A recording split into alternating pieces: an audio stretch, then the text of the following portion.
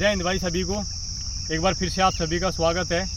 तो दोस्तों आज इस वीडियो में बात करेंगे जो आपका इंक्रीमेंट है वो कैसे क्या लगता है, क्योंकि इस बार जो दिल्ली पुलिस में आपकी जो ज्वाइनिंग हुई है वो 2 बैच आपके बनाए गए हैं, एक ही वैकेंसी के 2 अलग अलग बैच। एक आपका जैसे 4 मार्च को जिनकी ज्वाइनिंग थी और एक 1 जुलाई को।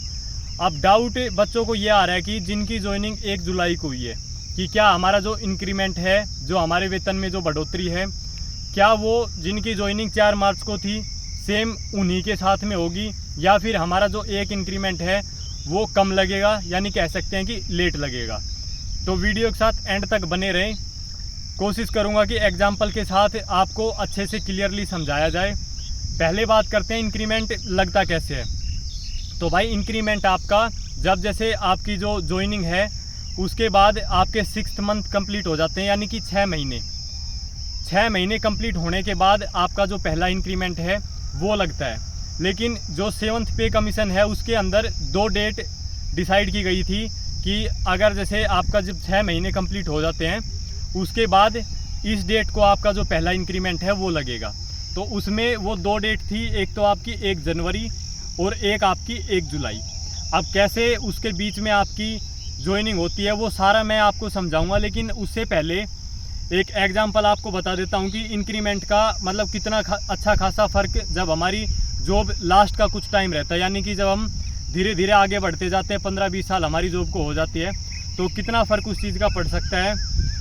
तो दोस्तों जब अपनी जैसे ओल्ड पेंशन स्कीम आप सभी को पता है अभी बंद हो चुकी है, उसकी जगह NPS आ चुका है। तो ओल्ड पेंशन स्कीम जब बंद की गई थी उस टाइम पे एक ही वैकेंसी के जैसे 2 सगे भाई एक ही वैकेंसी के अंदर सेलेक्ट हुए। आर्मी की मैं बात कर रहा हूँ। पहले आपको ये बता देता हूँ, फिर आपकी जो इंक्रीमेंट है उस पर बात करेंगे कि क्या आपका एक साथ लगेगा या फिर अलग अलग। तो 2 सगे भाई एक ही जैसे वैकेंसी के अंदर सेलेक्ट हो गए आर्मी के अंदर। अब हुआ क्या, जैसे आपकी 2 अलग अलग डेट में ज्वाइनिंग कराई, सेम ऐसे ही उस टाइम पे पहले की जैसे ज्वाइनिंग करा ली। एक ईयर आप मान लेते हैं जैसे 2024 चला हुआ है, पहले की ज्वाइनिंग हो गई नवंबर 2024 के अंदर और दूसरे को बुलाया गया फरवरी या मार्च 2025 के अंदर। अब क्या हुआ, जब जैसे ओल्ड पेंशन स्कीम बंद हुई तो डेट रख दी गई कि जैसे 2024 जिसकी दिसंबर से पहले ज्वाइनिंग है उसको जो अपनी ओल्ड पेंशन है जो मिलेगी, और जिसकी ज्वाइनिंग 2025 के अंदर हुई उसको नहीं मिलेगी।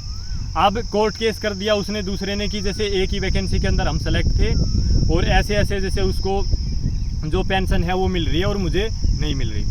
तो सुप्रीम कोर्ट में केस वो कुछ दिन चलने के बाद वो केस जीत गया और काफ़ी दिनों के बाद जैसे 4-5 साल केस लगभग चला, उसके बाद उसकी जो पेंशन है वो लागू कर दी गई। अब आप ये सोच सकते हैं कि चाहे उसकी पेंशन लागू कर दी गई, लेकिन वो जो 4-5 साल का नुकसान है वो उसका बिना वजह का है, सिर्फ इसलिए कि उसकी ज्वाइनिंग लेट थी। अब अपनी वैकेंसी पे बात कर लेते हैं कि अपना कैसे क्या रहेगा। तो भाई 2 बैच के अंदर आपकी ज्वाइनिंग हुई है। अब इंक्रीमेंट की जो डेट है एक होती है 1 जनवरी, एक होती है 1 जुलाई। जिन भी बच्चों की ज्वाइनिंग 2 जनवरी से 1 जुलाई के बीच हुई है या होती है, 2 जनवरी से कोई भी भर्ती हो सेंट्रल गवर्नमेंट की, 2 जनवरी से 1 जुलाई के बीच अगर आपकी ज्वाइनिंग हो जाती है तो जो आपका इंक्रीमेंट है वो लगेगा 1 जनवरी को। जैसे 2 जनवरी से इस ईयर की बात कर लेते हैं, मैक्सिमम सभी की जो ज्वाइनिंग है चाहे वो हेड कांस्टेबल हो 2 जनवरी से और आपकी 1 जुलाई इसके बीच की ज्वाइनिंग है। 1 जुलाई भी इसमें इंक्लूड है। 1 जुलाई तक भी अगर आपकी ज्वाइनिंग है तो इंक्रीमेंट आपका जनवरी वाला लगेगा। इसके बाद की अगर जैसे आपकी ज्वाइनिंग है 2 जुलाई से लेकर और 1 जनवरी से पहले, 1 जनवरी भी इसके अंदर इंक्लूड है, तो इसके बीच अगर आपकी ज्वाइनिंग होती है तो फिर आपका जुलाई वाला इंक्रीमेंट है वो लगेगा। 2 जनवरी से 1 जुलाई और 2 जुलाई से 1 जनवरी, ये 2 पार्ट में 7th पे कमीशन के अनुसार बांटा गया है। तो आपको परेशान होने की ज़रूरत नहीं है। जो आपकी 1 जुलाई की ज्वाइनिंग रखी गई थी वो ये सारी चीज़ें ध्यान में रखते हुए रखी गई थी कि कल को ऐसा ना हो कि कोई भी कैंडिडेट ऑब्जेक्शन करे या फिर इस चीज़ पे केस हो।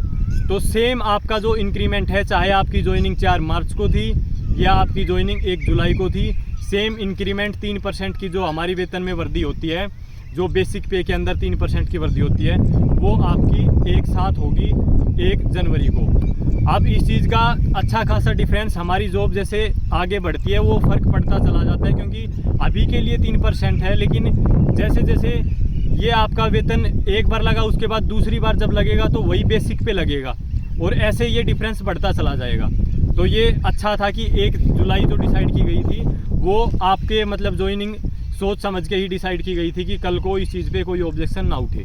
तो दोस्तों उम्मीद करता हूँ कि जो आपके डाउट थे इस चीज़ को लेकर, काफ़ी भाई ये सोच रहे थे कि एक ही वैकेंसी है और हमारा एक इंक्रीमेंट कम लगेगा, हम मतलब लास्ट तक अच्छा खासा जो डिफरेंस है वो हमारी सैलरी के अंदर लास्ट तक पड़ जाएगा। तो ऐसा नहीं है भाई, सेम रहेगा सब कुछ।